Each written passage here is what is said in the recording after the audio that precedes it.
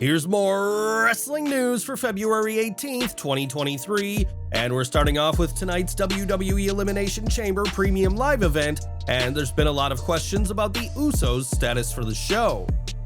During a recent Smackdown, Paul Heyman told the brothers to watch the show from home, which many believed was a way to write off the pair from the Canadian show, given Jimmy's outstanding DUI charge. More recently, though, it was reported that both Jimmy and Jay will be able to enter Canada, and this confusion is exactly what WWE wants. In the most recent Wrestling Observer newsletter, it stated that the question as to whether the Usos will be on the show will be a focal point throughout the Elimination Chamber event. The Usos have certainly been one of the most interesting acts on WWE TV as of late, with their relationship as a team being strained following Jay's apparent exit from the Bloodline at the Royal Rumble. As to whether the Usos do appear in Montreal tonight, only time will tell, but the conflicting reports about the brothers is exactly what WWE planned all along.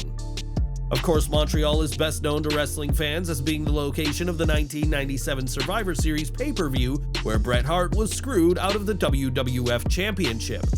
In the years since, WWE has emulated the Screwjob many times, though none have had the impact as what happened to the Hitman, and now WWE is cashing in big time on the infamous moment. PW Insider reports that for tonight's show, WWE has created Montreal-specific pieces of merchandise, including a reprint of the Survivor Series 1997 shirt. It was the Screwjob that would play a part in Bret's decision to keep away from WWE for so long, but if you're at tonight's event and want a shirt remembering one of the worst days in the Hitman's career, then WWE has the shirt for you. In 2014, a series of concussions ended the in-ring career of Corey Graves, and the former NXT Tag Champion has found a home as part of the commentary team. Graves has called the action across all three brands and has proven to be a hit with fans, but his in-ring return may be happening in the not-too-distant future. It was this time last year that Graves disclosed that he has been medically cleared to compete, though said wrestling was not an immediate goal, but when speaking to Pop Culture this week, alluded to having one more match.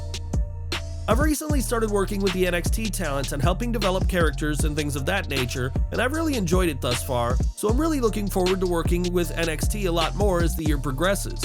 I'd like to remind everybody one more time that I have been cleared to compete, and I can't think of a better scenario for me to step back in the ring than alongside my beautiful wife. Graves' wife is, of course, Carmella, who recently returned to action herself after spending months away dealing with an injury as well as a personal matter. There's no shortage of wrestling couples out there today, from the Grit couple Edge and Beth Phoenix to Madcap Moss and Emma on Smackdown. But what match would you like to see for Graves after spending years outside of the ring?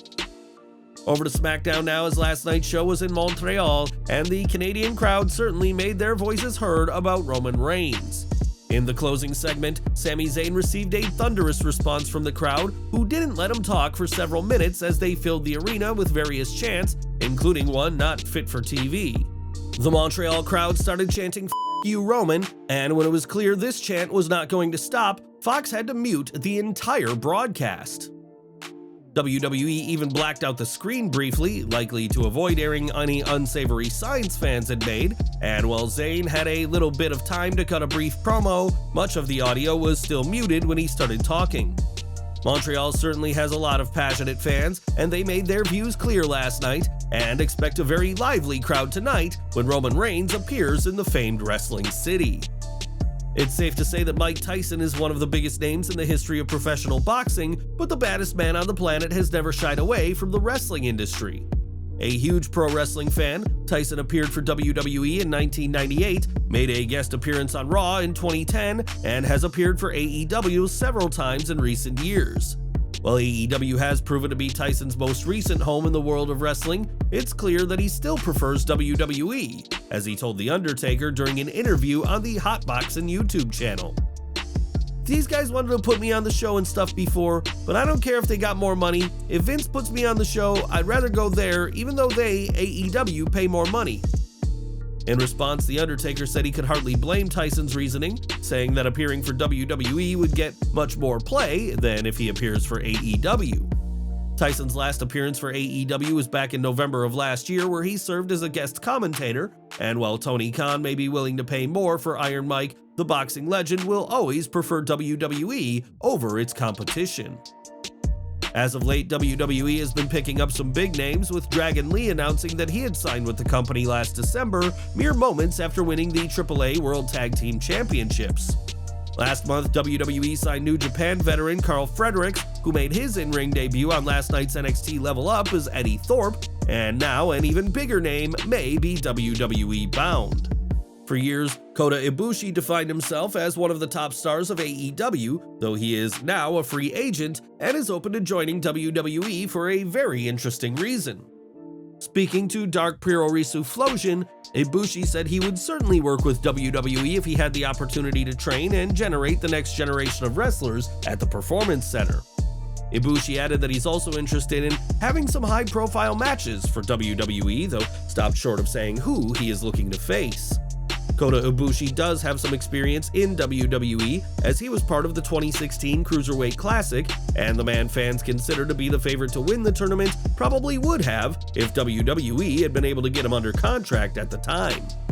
While Ibushi's old Golden Lovers partner Kenny Omega is in AEW, Kota's future looks likely to be in WWE. And who do you want the inaugural IWGP World Heavyweight Champion to face in WWE if a deal is reached?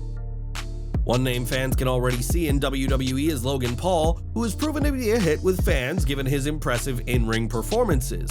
Returning from injury as part of last month's Men's Royal Rumble match, Paul scored a shock elimination over Seth Rollins, sparking rumors of a feud for WrestleMania. Now, PW Insider has confirmed Paul's opponent for this April, and Logan's second WrestleMania match will see him face off against the Architect of the Shield.